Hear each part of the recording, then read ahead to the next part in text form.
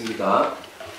생기다이도 않고 소멸해도 않고 근무도 아니고 영문도 아니고 오는 것도 아니고 가는 것도 아니고 다른 것도 아니고 같은 것도 아니 영기법을 가르치신 분 완전한 깨달음을 얻으신 부처님들 가운데 가장 훌륭한 설법자인 당신께 경의를 표합니다. 자, 오늘부터 금강산매경론을 공부를 하는데 말씀드릴 곳이 크게 있습니다. 자, 이 금강산매경론은 인내심을 요하는 경전이다. 인내심. 네, 인내심이 필요합니다. 그래서 참는 자에게는 복이 있고 깨달음이 있습니다. 왜 이런 말을 하는가 하면은 너무나 어려운 것이기 때문에. 그렇지만은 이 공부를 하고 나면은 시원해질 거예요. 모든 걸 한눈에 볼 수 있는 그런 것들이기 때문에 좋고요. 이게 어려우면요. 아침에 옮기면 안 돼요. 왜? 왜? 자, 여기서 하면 대신에 내가 해설을 시원하게 할 테니까 걱정하지 마시고.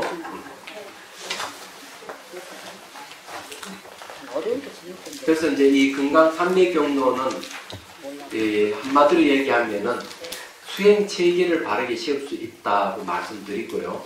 그 바탕은 공성을 바탕으로 두고 있습니다. 그래서 그 공성을 바탕으로 두고 있고 이 안에는 이제 유식과 그 다음에 열애장 이런 게 다 들어가 있어요. 그래서 이 대승기신론의 연장성산에서 보면 되겠습니다. 대승기신론의 중간 유식 열애장이 다 들어가 있듯이 여기서도 그와 같습니다. 그리고 대승기신론을 여러분 공부를 했다면은 금강산매경론 공부를 할 때는 훨씬 여러분들이 이해가 쉬워질 수도 있겠다는 거예요. 그리고 여기는 이제 이 금강산매경론은 중국에서 나타나는 게 아니고 오래신날 한국에 나타나는 경전이에요. 그래서 이걸 위경이라고 얘기하는 이들이 있습니다.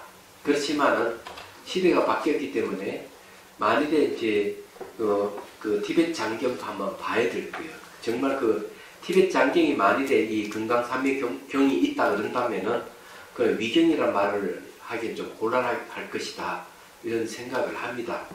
근데 어쨌든 이것은요. 만일에 금강산매경이 우리나라에만 있는 것이고 중국의 경전에 없는 것이라고 한다면은 이건 대단한 거예요. 예, 그러면 이거는 거기에다가 원효 스님께서 주석을 다셨기 때문에 논이라고 하는데 논이라고 한 이유는 뭔가 하면은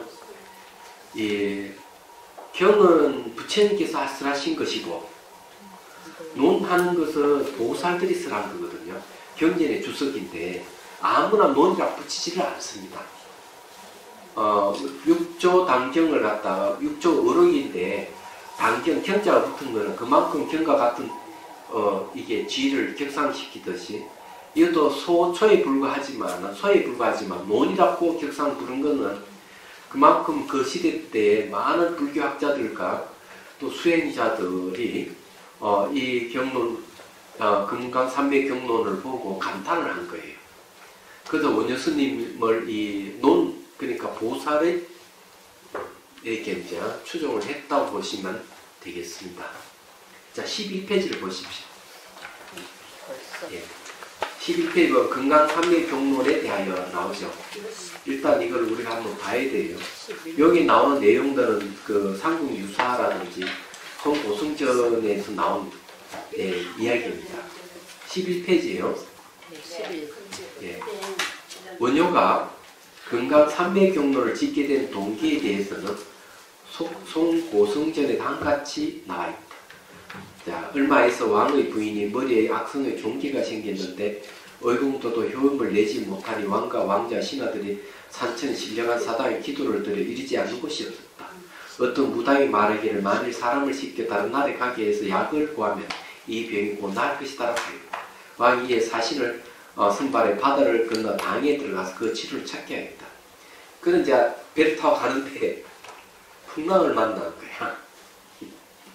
풍랑을 만났는데 이제 거기서 이제 누가 나타나는가 하면 한 노인이 갑자기 탁 이 파도 속에 탁 뛰쳐나와가지고 사신을 맞이하면서 바다 속으로 가게 돼요.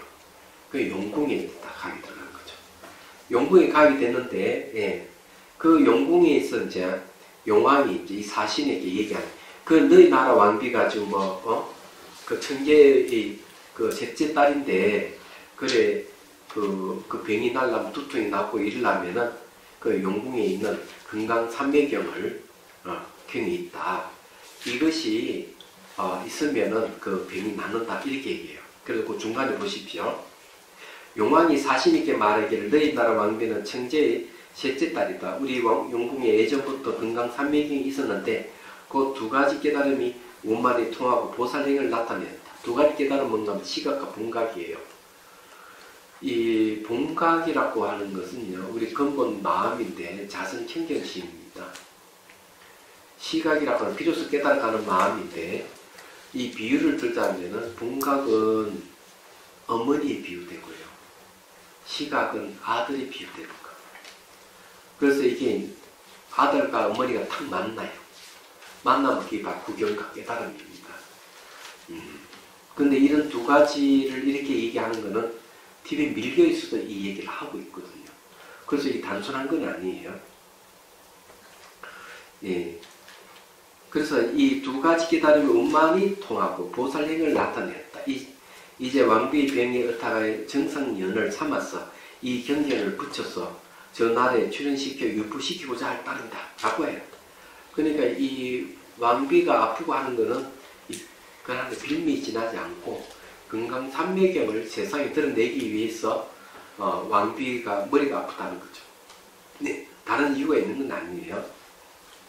이에 30장쯤 되는 중첩된 흩어진 경전을 사신에게 주면서 다시 말하기를 이 경전의 반대를 건너가는 도중에 마구니 장난이 그릴지도 모른다라고 하고 용왕이 칼을 가지고 사신의 장단지를 찍어 그 속에 넣고서 밀랍종에 봉하 약을 버르니 장단지가 예전과 같이 같았다. 용왕이 말하기를 대안이라는 스님, 유명한 스님이 있습니다. 대안 성사로 하여금 차례를 몇 개 하고 원효법사를 청하여 주석을 지어 강론하게 하면 왕비의 병이 난다는 것은 의심할 바가 없을 것이다. 가령 설산의 아가타 약의 효력도 이보다는 지나치지 않을 것이다. 라고 했다. 용왕이 정성하여 해면에 나가서 드디어 배에 올라 귀국하였다. 네, 이 송고승전에 나오는 얘기죠. 그래서 이제 왕이 이제 대한 스님을 초청해가지고 이제 경전을 주고 줬단 말이에요. 그래 대한 스님이 이제 그걸 전부 다 순서를 다 흩어진 순서를 맞춰가지고 이들 품으로 만든 거예요. 총 지금 7구멍 돼 있는데 그러고는 이제 원효 스님한테 불러가지고 이거가 주석을 하라고 주는 내용입니다. 여기서도 그런 얘기 나옵니다. 당시 왕이 듣고서 기뻐하여 곧 먼저 대한 선사를 불러 차례에 따라 묻게 하였다. 대한이라는 사람은 헤아리기 어려운 사람이었는데 참씨가 특이하였음 항상 제작거리에서 동으로 만든 바루를 치며 크게 변환하십시오. 크게 변환하십시오. 라고 외쳤기 때문에 그렇게 이름한 것이다. 왕이 대한에게 명하니 대한이 말하기를 경전만 가져오십시오. 왕이 궁궐에는 들어가고 싶지 않습니다. 라고 했다. 대한이 경전을 얻고서 대여라 8품을 만드니 모두 부처님 뜻이 합시하였다. 대한이 말하기를 빨리 원효께 갖다 주어 방론하게 하십시오. 다른 사람은 안 됩니다. 라고 했다. 원효가 이 경전을 받는 것은 바로 본래 태어난 상주에 있을 때였다. 원효가 사실인지 말이기에 이 경전은 본각과 시각의 두 가지 깨달음을 종집 삼고 있습니다.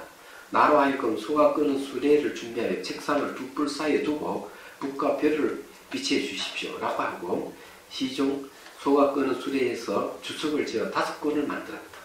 왕이 요청해 나를 정하여 황룡사에서 슬프하기를 하였는데 당시에 경박한 정도가 싫어지는 주석을 훔쳐갔다. 근데 누가 훔쳐가버렸어요. 예, 법문하기로 했는데 말이죠. 이 사실을 왕이 알려 사흘을 연기하여 다시 서서 3권을 만들었다. 다시 이제 소뿌리에 완전 놓고 거기에 그 법회장이 가면서 이렇게 법회장에 가면서 이렇게 섰답니다. 그래서 5권이 3권으로 줄어들게 된 거죠. 얘기하자면.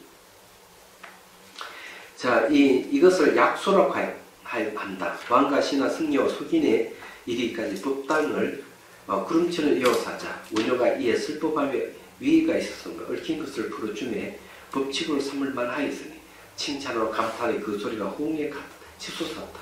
원효가 다시 소리 높여 말하기를 예전에 100개의 스카르를 모을 때에는 비록 참석하지 못하였으나 오늘 아침 하루에 하나의 들보를 놓는 곳에서 나만이 할 수 있구나 라고 했다. 네. 근데 이거는 이제 또 일화가 있어요.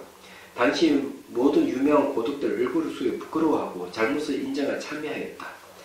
소의 광약의 두 부분이 있으니 모두 본토에 유행하였다. 약부는 중국에 유입되어 뒤에 번경 3장에 그것을 고쳐 논이라고 하였다.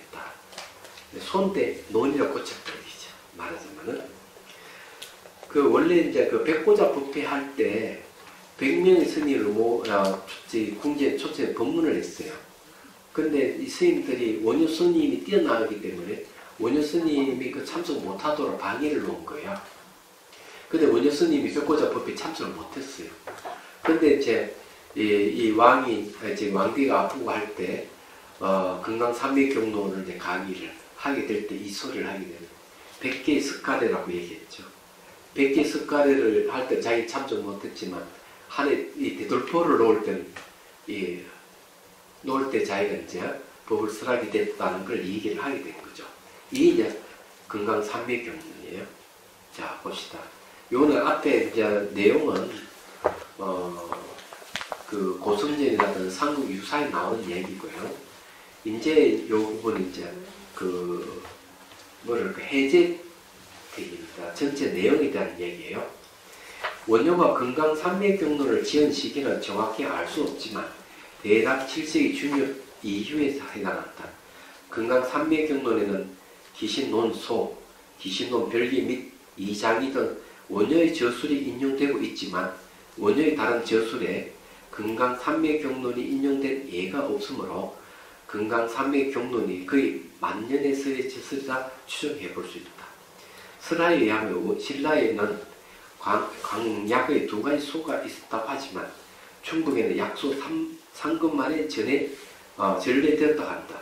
정 원효는 강수 5건을 스스로 올렸는데 누군가에 동난당하여 3일 연장하여 약소 3건을 써서 분항사에 강석하였다고 한다. 처음부터 광소는 없고 약소만 있었는데 원효의 수중한 재능을 과시하기 위해 구성하였다고 하는 견해도 있다.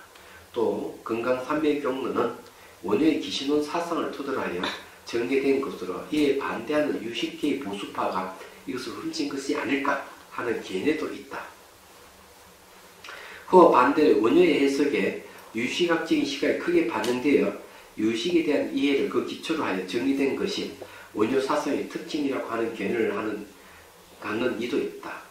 예, 그런데 소라고 하는 것이 논어로 되어 있는 것은 중국에 약소가 들어왔을 때에 경제를 번역하는 3장이 소를 논이라고 고친 것이라고 장령이라는 사람이 말하고 있다.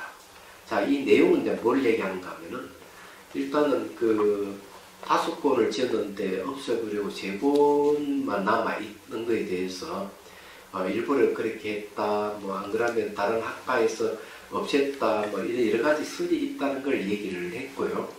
이것이 중국에 갔을 때는 소를 갖다 논으로 고쳐 부르게 됐다. 이런 거는 원효 스님을 아주 높게 찬양을 하고 있는 거죠. 그래서 보통 이제 요즘 원효 스님을 팔찌보살이라고 얘기합니다. 원효 스님. 팔찌보살이라고 왜 그리 칭송을 하는가 하면은 원효 스님 돌아가신 게 한 군데만 돌아가신 게 아니고 여러 군데에 돌아가셨어요. 그냥 여러 군데에 돌아가셨는데 적어도 이제 분신이 여럿이 있었다고 보면 되는 거죠. 분신이. 그러니까 원효 스님 한 분만 있었던 게 아니었다는 걸 얘기를 합니다. 그러면 그런 정도 분신을 나타낼 수 있을 정도라면은 바로 팔찌보살의 경지에 이르러야 된다. 팔찌보살은 뭘 얘기하는가 하면 색자재질을 얻었어요. 물질에 대해서 아주 자유자재하는 경지 이렇게 본을 팔찌보살이라고 그럽니다. 그래서 육체를 마음대로 이렇게 여럿이 나타낼 수 있는 능력이 있는 거예요. 그래서 기록에 보면 이제 그렇게 나와 있습니다. 그럼 소하고 논하고 어떤 차이가 있어요? 그러니까 소락하는 건 논에다가 다시 소를 쓰는 거 소락과 소 밑에는 초가 있고 제일 밑에는 초, 고에는 소, 고에는 논 이렇게 있어요. 그러니까 격상시킨 거죠. 예. 이 논이라고 하는 건 대단한 거예요. 자, 그 다음에 봅시다. 그러나 창량의 설은 누가 무엇 때문에 소를 논이라고 했는가 분명하지 않고 사실 근거가 없다. 따라서 원래 건강산맥경론의 제목을 원효가 붙인 것이라고도 할 수 있다. 왜냐하면 처음의 제목이 건강산맥경소였다고 한다면 상당수의 건강산맥경소가 유포되었을 텐데 신라나 일본에서 건강산맥경소라는 제목으로 유포된 예는 찾아볼 수가 없다. 이때 논의 의미는 3장 가운데 하나로서의 논의 의미라기보다는 논석, 논의 의미로 사용되어 원효의 이 논에 대한 강한 자부심이 수술에 이와 같은 예의적인 설명을 붙인 것이 아닐까라고 생각해 볼 수 있다. 예. 여러 가지 설을 막 하고 있는데, 근데 원효 스님이 이름이 난 것은 원효의 저술이 중국이나 일본에 퍼졌을 때, 그 일본이나 중국에 있는 학자들이 그 원효 스님을 높이 평가했기 때문에 그런 거예요. 원효 스님은 어디 뭐 중국을 간 적도 없고 외국에 나간 적이 없어요. 말하자면은. 그럼 오히려 지금 보면은 예를 들어 이기영 박사 같은 이는 그 유럽에 이제 그 루벤 대학에 가서 신학을 전공해서 갔다가 그 신부님이 그런 얘기를 했어요. 신학은 더 이상 그 공부할 게 없다. 논문 낼 만한 그런 소재가 없다. 그러지 말고 당신의 이 꼬리아는 그 원효라는 훌륭한 스님이 계시지 않느냐. 그분이 저수를 가지고 논문을 한번 써보는 게 어떻겠느냐. 그래서 대승 기신론이 이제 그 유행하게 된 건 이 이경 박사하고 좀 관련이 있어요. 그 이경 박사가 뭐 번역해가지고 강의도 여러 번 하고 이렇게 했는데 어쨌든 그 기신론 박사의 이름이 있는 것이죠. 그렇지만 이제 아마 그때까지만 번역이 좀 시원찮고 이래 했습니다. 요즘은 이제 정확하게 번역이 많이 되고 나왔지만은 그냥 하여튼 우리나라에서 원효 이러지만 벌써 유럽에 미국에서도 벌써 원효 스님도 알고 있는 거예요. 학자들이 굉장히 많이 연구되고 있다고 보면 틀린 거 없습니다. 그런데 이 정신적인 문제는 그 사상이 철학이 아주 고온하기 때문에 이것이 이제 외국인들이 모를 리가 없어요. 말하자면은.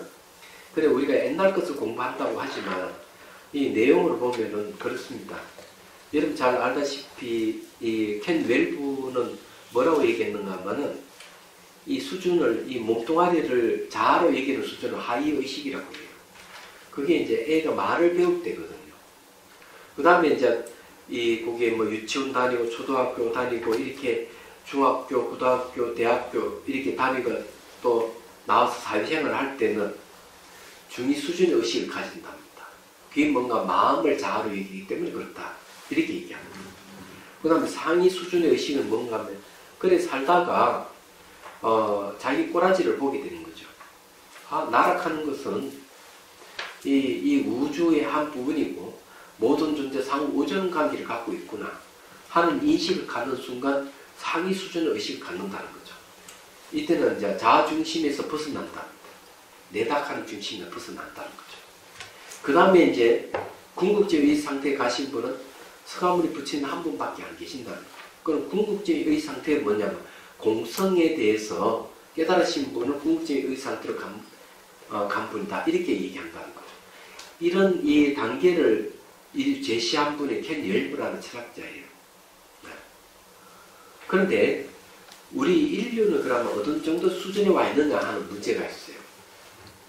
그럼 제가 판단하기에는 1920년대쯤 되면은 이제 그 과학이 이제 양자역학이 등장하면서 과학이 발전하게 됩니다.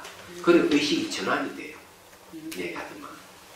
그게 뭘 얘기하는가 하면은 양자 세계를 파괴해 보니까 하늘 파동으로 나타나고 하늘 입자로 나타난단 말이에요. 근데 이게 왜 그럴까? 미지 세계에서 왜 이런 일이 벌어질까? 하고 다시 연구를 해보니까 관찰자에 따라서 이 어떨 때는 입자로 나타나 어떨 때는 파동으로 나타난다는 사실을 알게 되는 거예요. 그럼 관찰자가 뭐냐 하니까 의식이라는 거죠. 그래서 이게 물리학자들이 뭘 알게 의식이야말로 모든 게 영향을 주는 존재다. 이 사물의 영향, 다 영향을 주는 존재다. 그러면서 이제 이 근대에서 현대로 넘어오는 거죠. 근대에서 얘기하는 것은 뭔가 하면 자기를 빼놓고 이 우주를 설명하고 자연을 설명하는 것이 근대예요. 그럼 현대는 오면서 자기를 포함해서 자연을 이야기하고 우주를 얘기하는 시대로 들어온 겁니다. 그러면서 이제 뭐가 생기는가 하면 이제 인지과학이 막 이제 발전하기 시작하는 거죠. 이 마음이 무엇일까? 이게 이제 50여 년 전부터 막 연구되기 시작을 한 거예요. 한마디로 얘기하자면. 그런데, 그로부터는 이제 사람들이 이제 이 과학이 발달하고 자연을 보는 시각이 달라지기 시작하는 거죠. 얘기하자면. 그래서 이제 지금 21세기 들어와가지고 수준이 이제 중위 수준에서 상위 수준으로 지금 보편적으로 좀 옮겨오는 시기입니다. 상위 수준은 좀 올라오고 있는 시기예요. 그것도 극소수에 지나지 않습니다. 궁극적인 이 상태는 아직 멀었어요. 근데 2600년 전에 부처님이 벌써 궁극적인 상태에 가 있는 거죠. 그 수많은 수행자들이 그 경지의 맛을 봤고요. 얘기하자면. 그래, 인류가 중위 수준에서 상위 수준에 이제 첫 발을 디딜 정도라 저는 그렇게 보고 있습니다. 어느 누구도 붙들고 물어보십시오. 물어보면 마음에서 물어보면 제대로 아는 사람 누가 있습니까? 잘 없는 거예요. 여러분들이 하도 이런 강의들 귀에 몫이 박히다 들으니까 알지 일반 사람 거의 모릅니다. 예를 들어 가지고 한번 보십시오. 삶과 죽음에서 벗어나는 길에 대해서 한번 생각해 보십시오.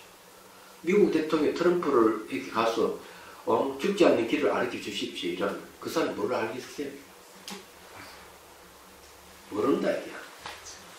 문재인 대통령한테가 죽지 않는 길을 가르쳐 달라고 그러면 뭐라고 이야기하겠어요? 그럼 여러분들은 얘기할 거 아니에요. 여러분들이 이야기한다면은 대통령보다 훨씬 여러분들 정신 영역이 뛰어난 거예요. 이야기하십니다. 국정 운영하는 거는 그분이 뛰어날는지 모르지만 전체 인생을 조망할 수 있는 거는 우리들은 훨씬 뛰어날 수가 있는 거죠. 이야기합니다. 영국 총리한테 가고 독일 총리한테 가보십시오. 죽지 않는 길을 가르쳐 주십시오. 이라면 다들 그렇게 대한민국에 가라고 그 스님한테 가면 된다고 이렇게 얘기할 거예요.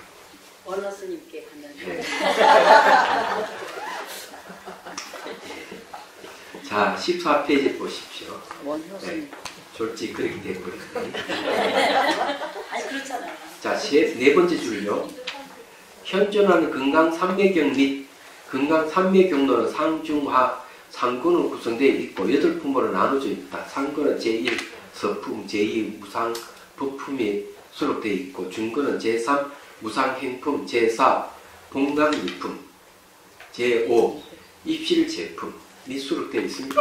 하군에는 제6 진성공품, 제7 열애장품, 제8 총기품이 수록되어 있다. 그리고 금강산매경로는 맨 끝에는 원효의 글로 보이는 해양본 일구가 있고 장안의 발문이 있다.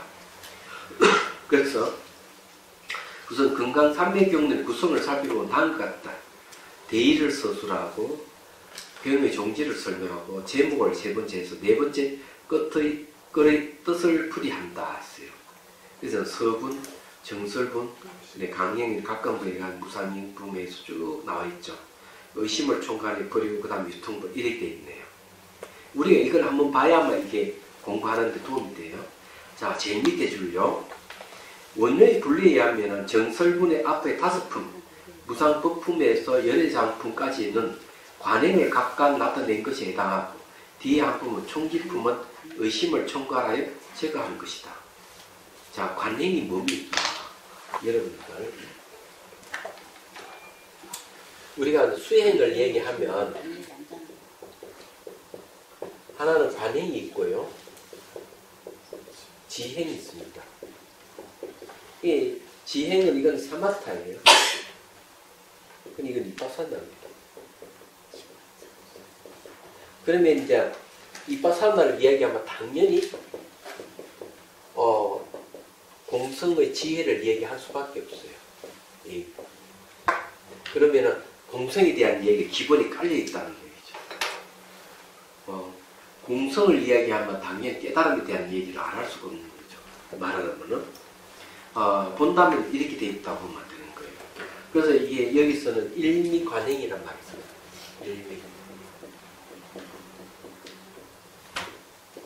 일미관행. 한 맛으로 전부 다 간통한단 말이에요.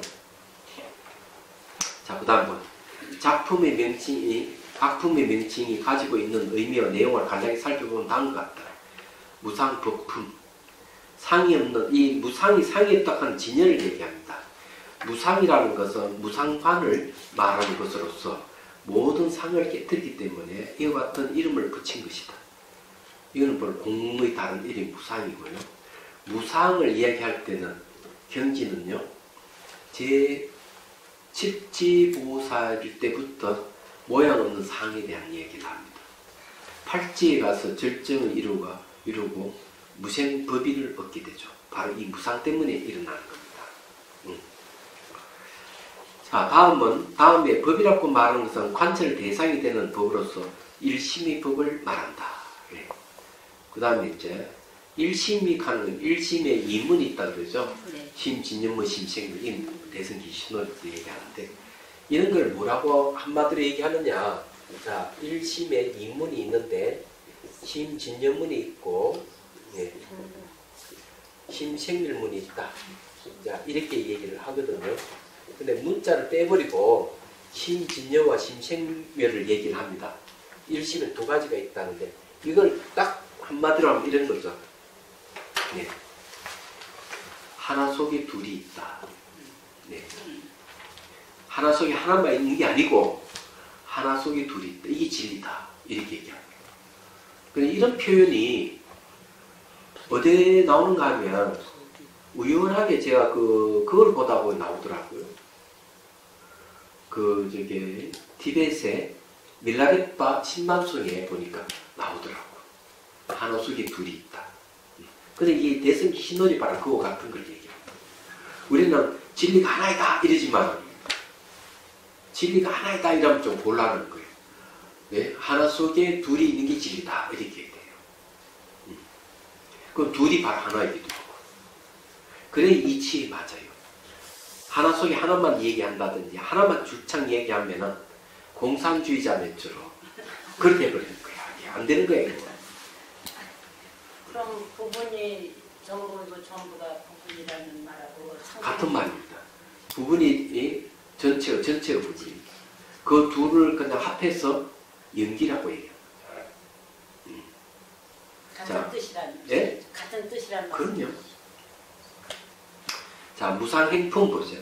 보살의 관행이 성취되었을 때 자신이 관행하는 마음을 알아서 이치에 따라 수행하되 일어난 마음이 있는 것도 아니고 일어난 마음이 없는 것도 아니며 행위가 있는 것도 아니고 행위가 없는 것도 아니다.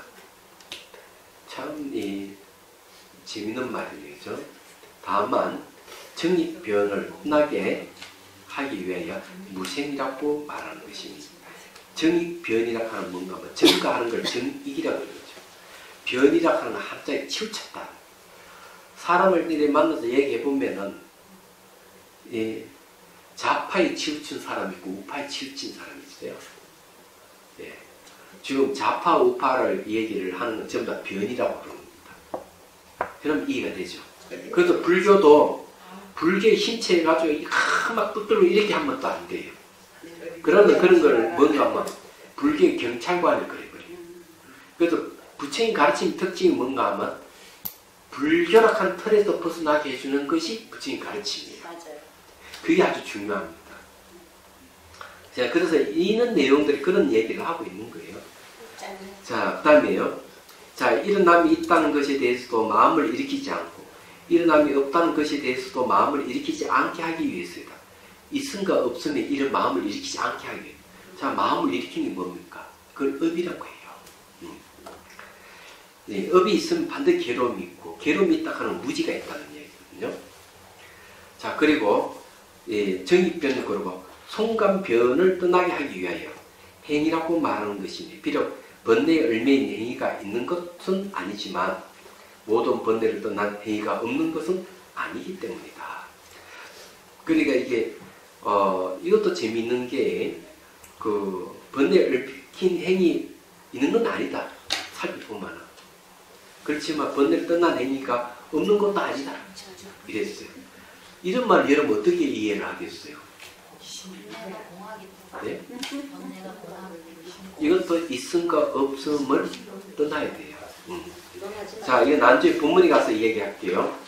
본감리품을 들어왔습니다. 모든 중생을 무지로부터 무명이 기나긴 밤 속에서 망상이 큰 꿈을 꾸고 있다. 보살이 무생을 얻었을 때 중생은 본래 적정하여 바로 본각의 이력의 침상에 누워 있다는 것을 깨닫는다. 이러한 본각의 이익으로서 중생을 이익되게 한다. 그러니까 이 본각이라 하는 것이 얼만큼 이익되는지를 가르쳐 주는 거죠. 그러니까 이게 이익 밑자입니다. 본각 이품이라고 하는 거예요. 자, 입실 제품입니다. 실제로는 말은 허망한 것을 떠나 궁극적인 것이라는 의미에서 화나를 떠나 완전하기 때문에 실제라고 하였고, 가르침에 의하여 이치로 실제에 들어가고 행위로 실제에 들어가기 때문에 들어간다고 하였다. 그러나 실제는 한계가 없는 것으로서 범위를 삼고 두 가지 들어감이 없는 들어감이기 때문에 입실제라고 한 것이다. 제가 말이요, 그림을 하나 그렸거든요. 자, 이 그림이 이제 뭔가 하면은 그게입니다. 소를 타고 집으로 돌아간다. 15도에 보면 이런 제목의 그림이 있어요. 그러면은 우리가 소를 그리면, 자, 소가 있단 말이에요. 소가 있는데, 당연히 소가 자기 소를 타고 집으로 가면은, 타고 간 다음에 뭐가 있죠? 다리가 있습니다. 안 그래요? 이렇게 이제, 이 꼬리고, 다리가 이렇게 있어야 되는데, 제가 그림을 이렇게 안 그렸어요. 그림을 어떻게 그리는가 하면, 이렇게 그려놨어. 소 뿔은 두 개 있는데, 이게는 하나는 본각이고, 하나는 시각이라는 뿔이에요. 콧구멍도 없어요, 벌써. 왜 콧구멍이 없냐? 벌써 소를 타고 집으로 또 간다가는 자기 본각에 돌아갈 때는 벌써 자기가 죽지 않는다 깨달았기 때문에 콧구멍이 없는 거예요. 그리고 또, 이런 꼬리는 있지만 다리가 없어. 왜 다리가 없느냐 하면은 벌써 이 본각의 자리는 가고옴이 없는 자리야. 가고옴이 없기 때문에 무슨 다리가 필요한 얘기예요. 콧구멍도 없고 다리 가는 것도 없고 눈만 이렇게 물만 이렇게 제가 소를 타고 집으로 돌아가 이렇게 이 그림은 틀렸다는 거지. 그래서 사람들은 갈 때는 이게 다리가 있어야 간다 하지만은 자, 한번 보십시오. 제가 하늘 날아서 백리를 가고 천리를 간다 하더라도 아무리 가도 허공은 다릅니까? 똑같아요. 얘기하자면. 그리고 새는 날아다니는 흔적을 남깁니까? 안 남겨요. 우리는 다리가 있어 걸어가면 다 흔적이 남지만 다리가 없다 하는 건 흔적이 없다는 얘기예요. 말하자면. 그래서 제가 그림을 이렇게 그린 거예요. 15도에. 네, 15도를 그려가 전시했지만 한 사람도 그것을 물어보는 사람도 없고 구입하는 사람도 없고 다시 가는 사람도 없고 아무도 없어요.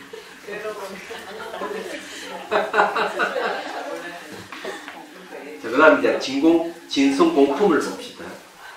16페이지. 진여의 법은 모든 공덕과 모든 수행을 덕을 갖추고 있는 본성이 되기 때문에 진성이라고 한 것이고, 이와 같은 진성은 모든 명칭의 개념을 초월하기 때문에 진성공이라고 한 것이다. 이 진성은 개념을 떠나고 자성을 떠나 있으니 개념을 떠났다는 것은 망상을 떠난 것이고 자성을 떠났다 하는 건 진성을 떠났다는 것이다. 망상을 떠났기 때문에 망상이 공하고 진성을 떠났기 때문에 진성 역시 공하다. 이 때문에 진성 공품이라고 한 것이다. 참담 성품 진성도 사실 공하다 이런 얘기예요. 자, 열의 장품을 갑니다. 진여와 세속이 다름없는 하나의 여실한 법은 모든 부처가 기여한 것이므로 열의 장품이라고 하였다. 이 품에서 한량없는 법과 모든 행위가 열의장 가운데 들어가지 않는 것이 없다는 것을 설명하였으니 들어가는 곳에 의하여 열의장이라고 한 것이다. 열의장, 장자는 감출장자예요. 그런데 거기에 들어가지 않는 것이 없다 하는 건 이 열의장의 크기는 무한이에요. 그리고 이 열의장은 다른 불성이기 때문에 뭘 갖춰야 부처가 될 수 있는 씨앗을 품고 있다 이런 뜻이 있습니다. 그래서 열의장품이라는 거예요. 자, 그 다음에 봅시다. 원효는 정설분의 서두에서 무상법품 이하 열의장품까지 육품에 대해 그 편차의 의도를 설명하고 있다. 중심이 가지고 있는 망상이 무시 때로부터 끊이지 않고 이어지는 것은 상을 취하여 분별하는 변통 때문이다. 이제 그 흐름을 돌이켜 근원에 돌아가려고 한다면 먼저 모든 상을 깨뜨려야 한다. 자, 이 말은 결국 가서는 이 금강산맥을 공부하면 자기 갖고 있는 상을 다 깨뜨리게 된다는 거죠. 그래서 상에서 벗어나는 뭐가 있어요? 자유가 있는 거죠.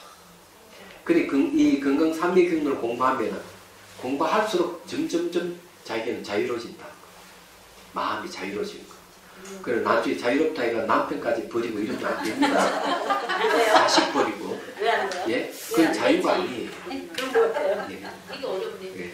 그런 거는 자 송감편에 속하는 거, 송감편. 네? 송감. 손감. 네. 송감이라고 하는 거는 정익이 반대되는 거예요. 정익은 자꾸 증가해 가는 걸 얘기해요. 송감은 점점 없어지는 걸 얘기하는데 사람들 두 종류가 있는 거예요. 막 사 모아가지고 모으고 사 모아가지고 자기를 드러내는 사람이 있어요. 이게 정익하는 거죠. 그 다음에 그런 사람이 아주 탐욕이 강한 사람인데 그 다음에 계속 부정만 하는 사람이 있어요. 아니다 막 부정하고 그리고 상대를 자꾸 깎아내리고 깎아내는 거죠. 자기도 깎아내고 상대도 깎아내고 계속 없애는 쪽으로 가는 사람이 있어요. 이런 사람은 허무주의자입니다. 정의편에 있는 것은 유물론자일 가능성이 많고 예. 없애는 건 허무주의자의 가능성이 많아요.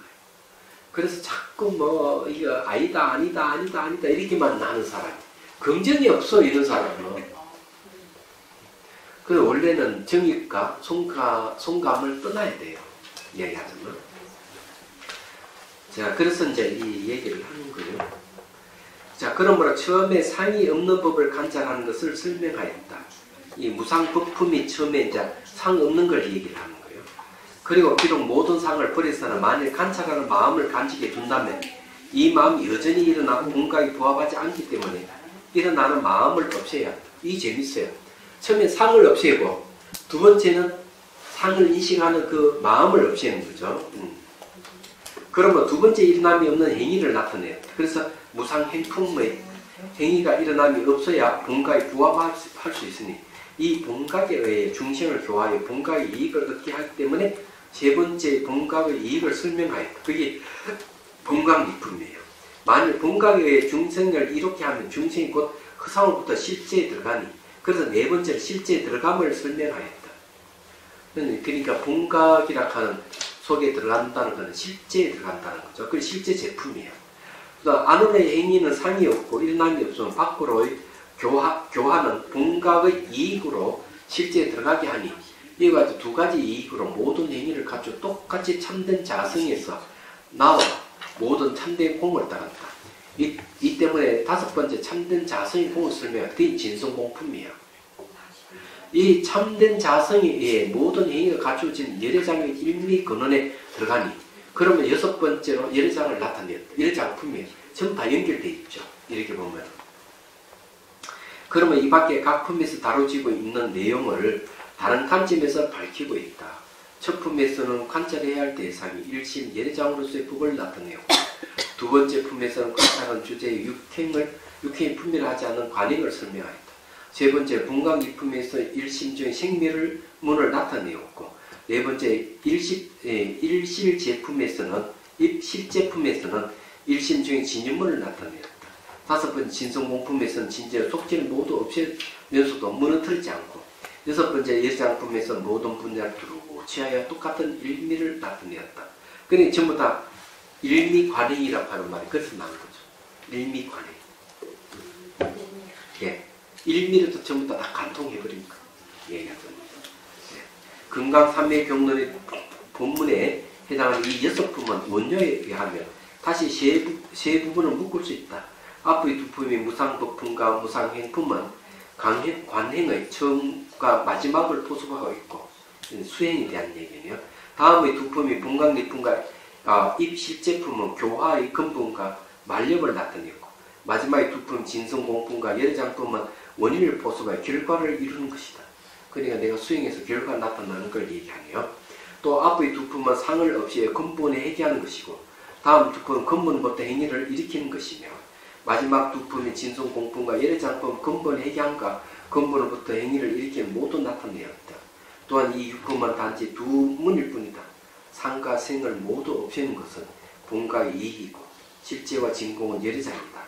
또한 앞의 문은 허망함을 버려 원인을 나타내는 것이고, 뒤의 문은 참됨을 드러내 결과를 이룬 것이다. 이런 두 가지 이문으로 또한 대승을 포수 모든 포괄하였다. 그런데 이걸 갖다가 뭐라고 얘기하는가 하면 그 금강산맥경론을 뭐라고 얘기하는가 하면 바로 이거는 대승불교의 개론수다. 이렇게 이해하는 사람도 있는 거예요. 그런 이런 이해하기 하실 거예요. 그래서 이제 오늘 여기까지만 하고요. 이제 다음 시간부터 본격적으로 본문에 들어가면서 공부를 하겠습니다. 너무 빨리 나가지 마세요. 예. 정신 없어. 이게 좀 무슨? 여기는 이 책이 좋은 점이 뭔가 하면 뒤에다가 주석을 잘 달아놨기 때문에 보다가 이 개념이 정리가 안 되면 주석을 안 봅니다. 그래서 책이 두꺼운 것 같지만 별 두꺼운 건 아니에요. 우리나라 말로 써있기 때문에 예. 좋아요. 그래서 이제 오늘 여기까지 하고 제가 이렇게 그냥 술술 넘어간 거는 그냥 이게 그 소론이 지나지 않는 것이니까 그렇게 생각하고 다음에는 정식으로 하겠습니다. 자, 해양기 하겠습니다. 중생들을 바라는 마음으로 깨달음의 정수를 이룰 때까지 부처님과 법과 선거에 항상 기이합니다. 지혜와 자비를 갖추고 이종을 위해 노력함으로써 부처님 앞에 머물겠습니다. 원만한 도심을 일깨우겠습니다. 공개가 있는 한 중생이 있는 한 저도 함께 따라 머물며 중생의 고통을 전하는 함께 했습니다.